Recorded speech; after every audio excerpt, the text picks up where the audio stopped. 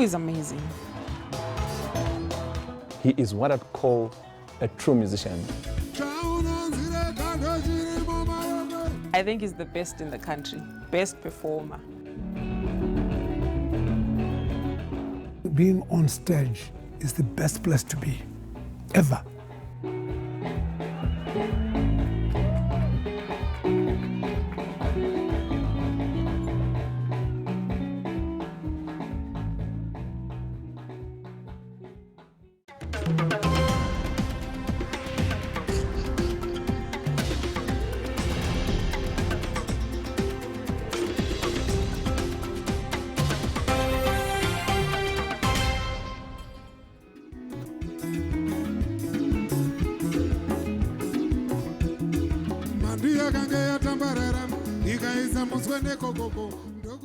This is a story of a hitmaker, one who has had an unchallenged musical career. He is known for various hits like Neria, Ndakuvara, and the list goes on and on and on. His tunes are unforgettable.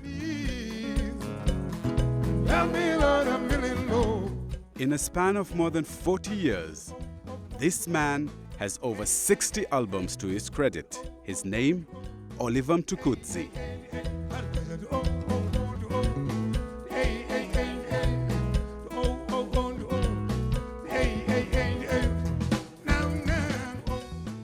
Being on stage, it's like a holy place.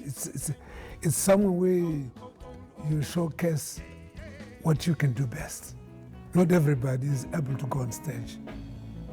It's a place of the chosen few.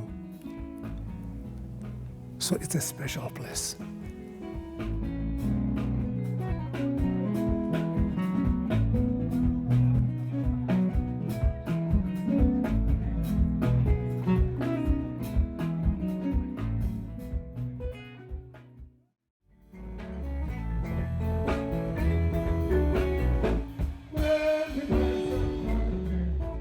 Oliver Mtukudzi, also affectionately known as Tuku by his fans, is one of Zimbabwe's best songwriters and musicians. His guitar and a husky voice have become a brand and have earned him a huge international following and a deep admiration at home. Who is amazing. I think he's the best in the country, best performer. For me, I'm inspired by what he does. You know, as an artist, when he gets on stage, he means business. In his real life, he's a bit more on the quiet side. He's a bit on the quiet side. But on stage, he's a different person. On stage, he's an animal. You start thinking, is this the same person off stage? Is it the same person on stage? On stage, he comes on fire.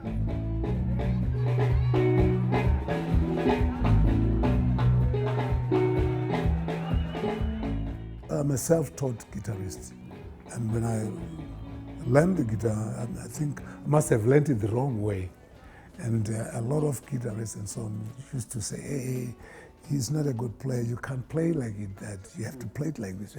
But I'm glad that it was a blessing in disguise, because it created what's now today is called Tuku music. Oliver was born in September of 1952 in Highfield, a township situated 10 kilometers from Zimbabwe's capital, Harare, during the height of British rule.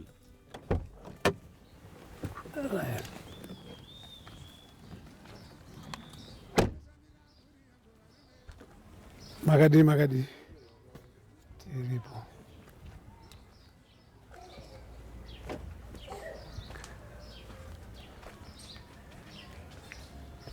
This is where I grew up. I actually grew this tree, this mango tree.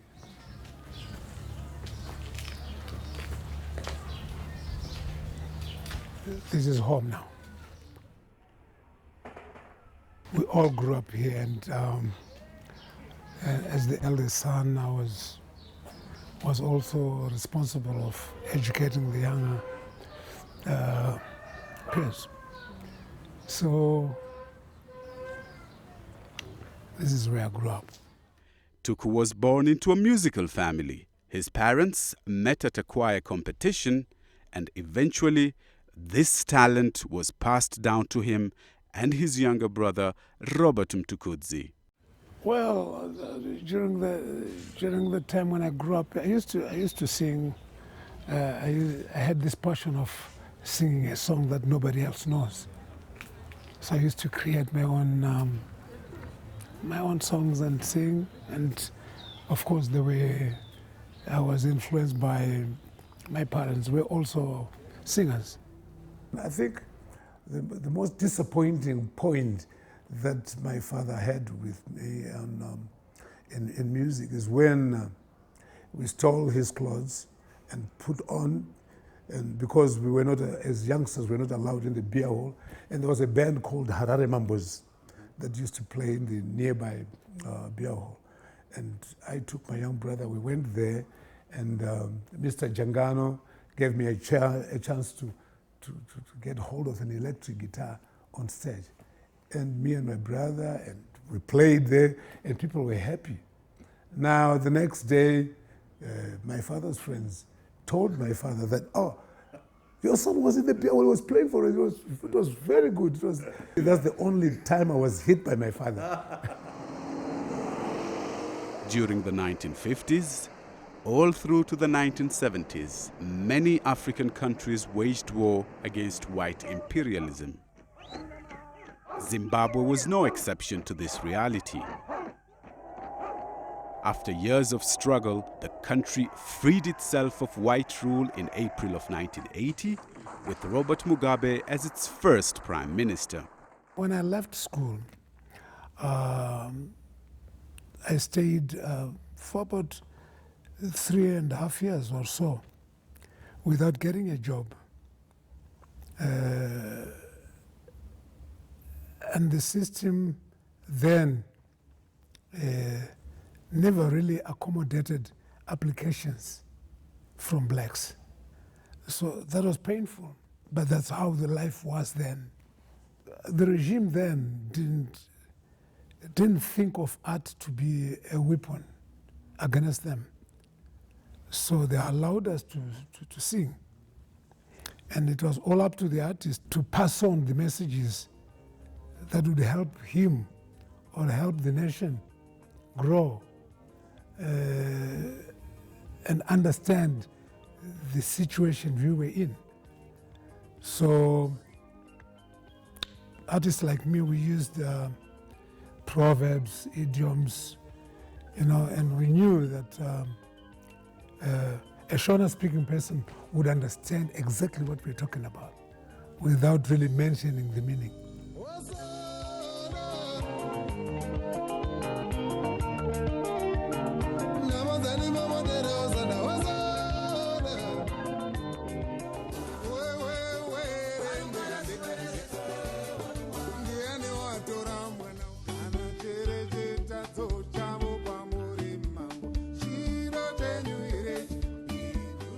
All those songs talked about what we are and who we are, and they talked about the situation we are.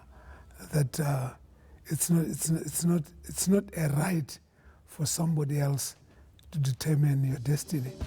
Strange, isn't it? How people talk about subjects they don't understand. Tuku's ascent in the music industry had humble beginnings, but his biggest break happened right outside his door. Brighton Matavere, a famous radio personality with the Rhodesian Broadcasting Corporation, RBC, invited Oliver to the studio. And that was his launch pad to fame, because his tunes attracted the right people in the music industry. I was discovered from here, right here. I used to sit on a dustbin here and play my guitar. And Brighton Matavere was in love with a girl that stayed next door. So I used to come and see his girlfriend, but he would come where I am and wait for his girl. So it all happened here. until he got hooked up with my music, and he took me to the radio. That's how it all started. And when I performed in his program, that's when the record company heard about me, and they looked for me, and I did my first recording. That was in 1975. Tuku's first professional job did not pay. For him, exposure was most important. It wasn't about money, it wasn't about business. I just enjoyed doing what I do, and I just did it. And I didn't even know that I'm supposed to be paid for that.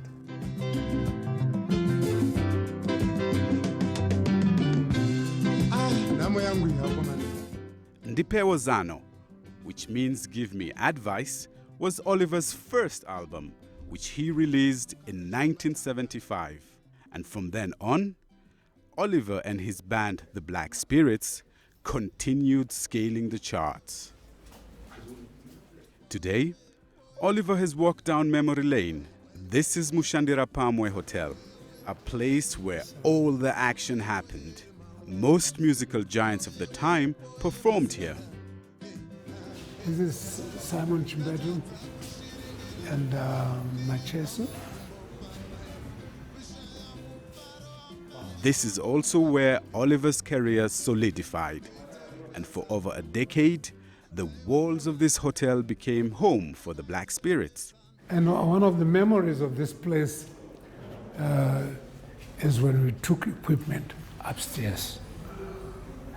And we had these huge boxes, huge PA boxes, bass bins. And each time you were going to perform here, taking those boxes upstairs it's one of the memories I will never forget about these stairs going up, carrying those big boxes. Yeah. This is where all fun happened. Wow, it's changed. And that used to be my favorite corner. That's where we used, when we take a break, we'd go to that corner and sit on the sofas there. Yes, Baba.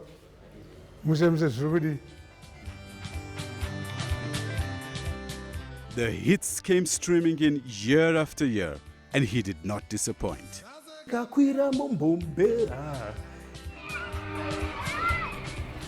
Bombera is a metaphorical song.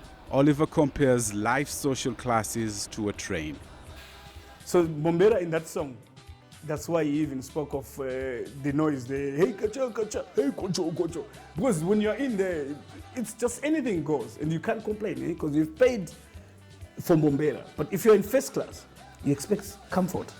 Same is life, you know. Bombera is about a direction. That if you're in a train and you are in the first class, and I'm in the fourth class, no one is better than the other. We're all going to get to this destination same time. And as long as the train is going our direction, then we are in the right direction. I love, it goes, Wombiro, wombi, pemberere, pemberere, wombiro, wombi, pemberere.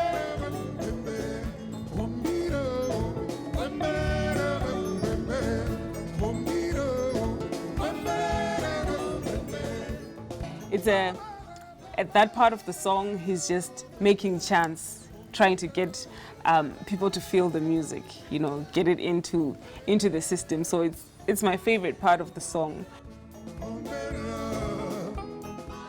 Oliver is unique. Unique in that he has his own style of playing. If you hear his strumming, you can easily say that's Oliver.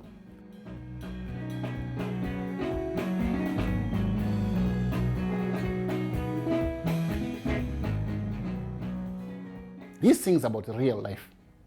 And when he sings about real life, everybody who plays Oliver's music will relate to the music in one way or another. So his relevance can be told and told and told forever. We talk about our pain. We talk about our frustrations. Oh yes, we talk about our joys.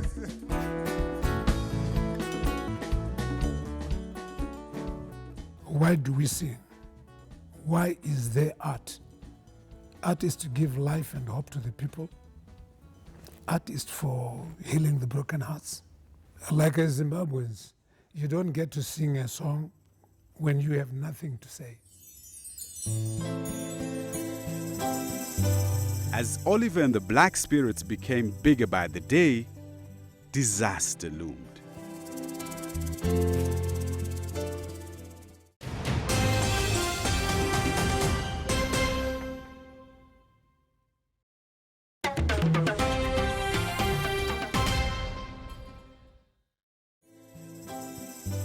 "1996 was a year that was either to make or break Oliver's career when 4 of his band members fell victim to HIV/AIDS. All 4 eventually succumbed to the disease. During that time, HIV was, whenever you'd be, like, you're tested and you're found to be HIV, it was like a death warrant. You're gone. Everybody might not even want to associate much with you. But in the band, that thing visited the band.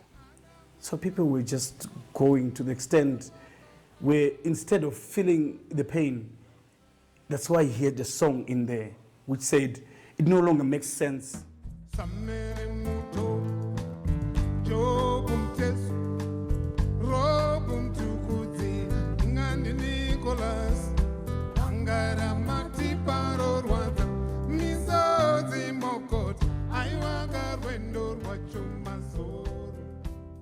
That time, it became just too much to bear for one company, as we call it, Tuku Music, to lose so much people, one after the other. Oliver's younger brother, Robert Mtukudzi, was not spared either. If you lose a brother, you get affected. If you lose band members, you get affected.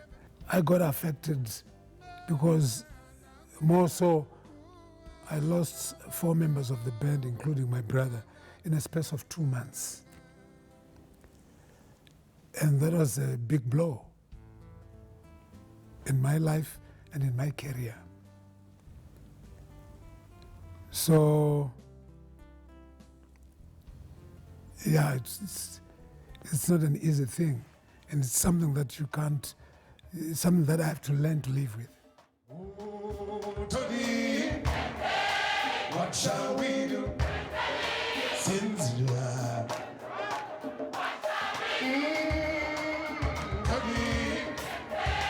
what shall we do? Since you are Toddy is a song that I wrote. The song is about the stigma attached to HIV and AIDS. I had sang songs about the HIV and AIDS awareness, but on Toddy, it was after realizing the stigma attached to it. It's a song that's posing questions. And I designed the song to trigger discussion because people couldn't just talk about the disease. And I'm glad to say the song served its purpose. what shall we do? His efforts to fight the stigma surrounding the scourge did not go unnoticed, and in 2011, UNICEF appointed Oliver Goodwill Ambassador because of his commitment to fighting the pandemic through his songs. I was appointed by UNICEF. They appointed me to be a Goodwill Ambassador for children. And I was glad that at least that they appointed me. It meant that they had seen what I'd been doing all along. And I was happy because I thought, oh, so somebody's recognizing what I'm doing. One of the biggest names in African music, the iconic Oliver Mtukudzi. Tuku music has made Tuku a household name across the world.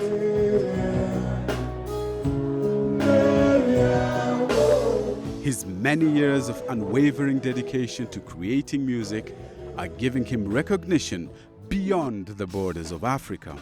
One thing is evident: the fans love to dance to his beat.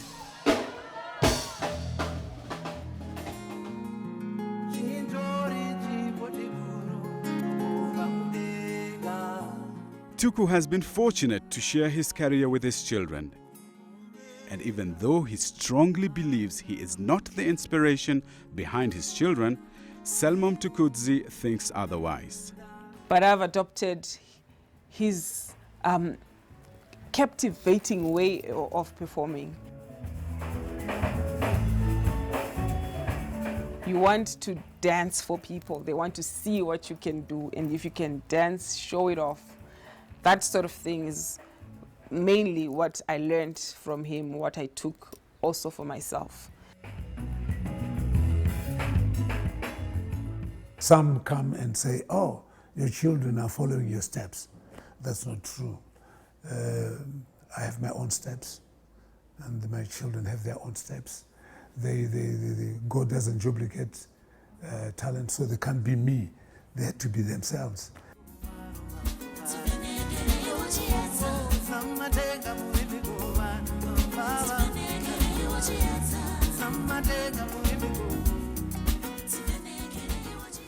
In yet another tragedy, Oliver lost his only son, Sam.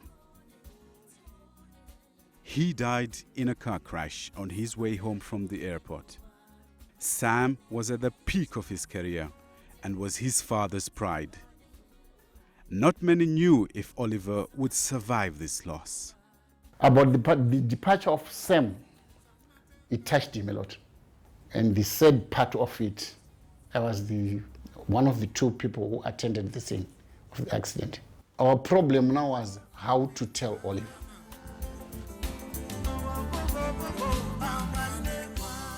My relationship with Sam was like was more a friend than a son, because we could share a lot. We could be on stage and enjoy being together while we do what we love doing best. And he was somebody who could challenge me, not as a son, but as a friend. And I used to enjoy that. It made me feel closer to him when he does that. And yeah, he was someone who was so talented that I never believed what he could do when I was in the field for a much longer time than him. But he always surprised me when he comes up with something.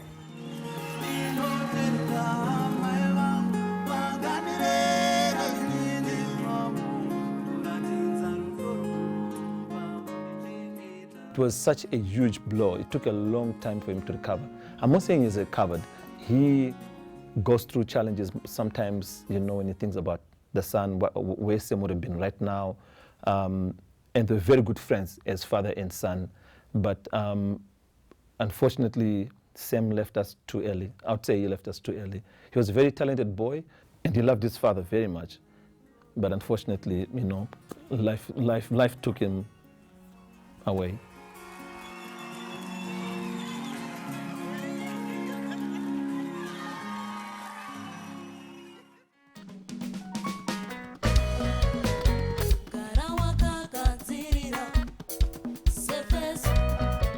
Among Tuku's notable achievements is the Pakare Paye Art Center.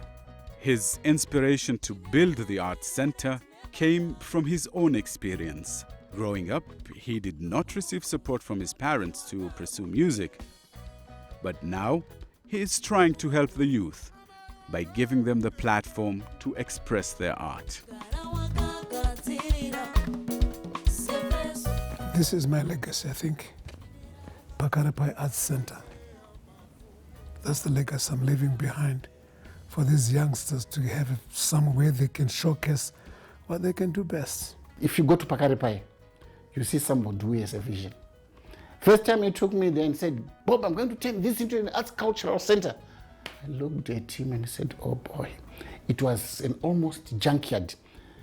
A disused panel beater shed with tall grass on the other side and tall grass. And then he was saying, I will have a stage here. And this. I didn't doubt him, but I thought this guy will not manage this in a short period. But if you go there today and you tell people that this was a panel beater shed. Pakare Paye simply means that place. The inspiration of Pakare Paye Art Center really is fighting attitude, because the problems I faced when I started, especially with my parents, is still around. Parents, until today, they impose what they want their children to be. Because we are dealing with disadvantaged children, they always come looking for comfort. And at Pakare Paye, we offer facilities for them to perform freely. Oliver Mtukudzi has been described as a living legend, and he is among the few artists to have a beat to his name. Tuku music. Well, personally, I was the last person to know that the music is Tuku music. Me, I describe it as African music born off Zimbabwe. But my fans labeled it Tuku music. And when I tried to find out why, I got the information that in every song of mine there are elements, fused elements, and they couldn't place whether my music is Mbira music or is it GT, is it Katekwe, is it, they couldn't place it really where it is. So they thought, just call it Tuku music. Being a #1 fan, I hope the Lord all keeps us, because that man, I'm sure, has got a lot of surprises for us.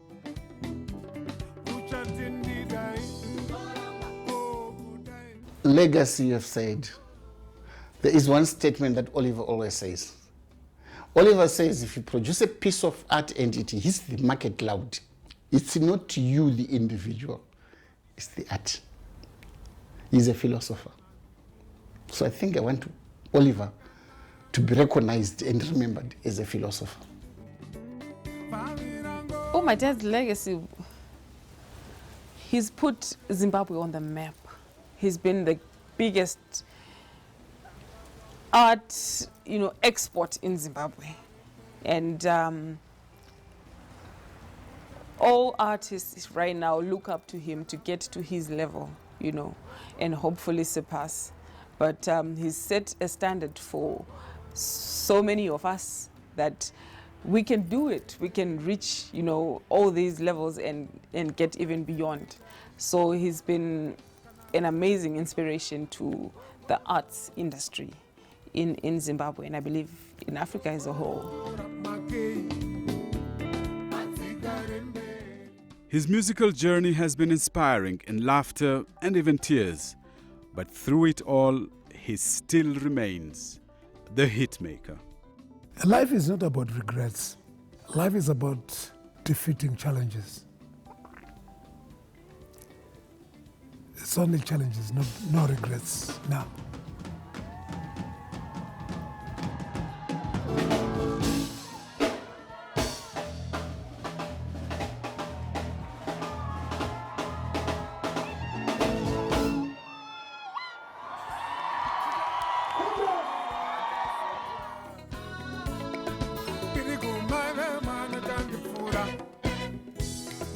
Nigeria.